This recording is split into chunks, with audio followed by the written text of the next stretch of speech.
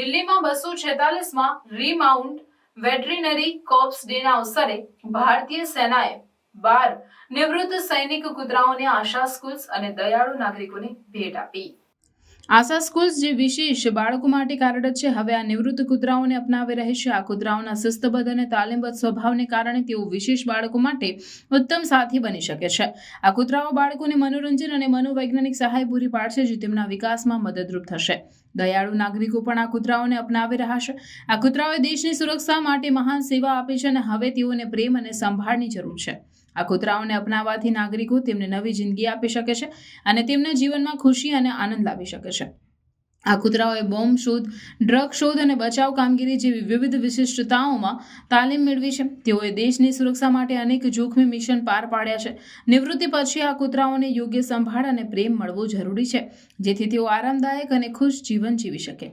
આ કૂતરાઓને અપનાવવાથી તેઓની નવી જિંદગી મળી છે અને તેઓને પ્રેમ અને સંભાળ મળે છે। આ કૂતરાઓએ દેશની સેવા કરી છે અને હવે તેઓને નાગરિકો તરફથી પ્રેમ અને માનવતા મળવી જોઈએ। આ પ્રયાસો દ્વારા ભારતીય સેના અને નાગરિકો આ કૂતરાઓને નવી જિંદગી આપી રહ્યા છે અને તેમના જીવનમાં ખુશી લાવી રહ્યા છે।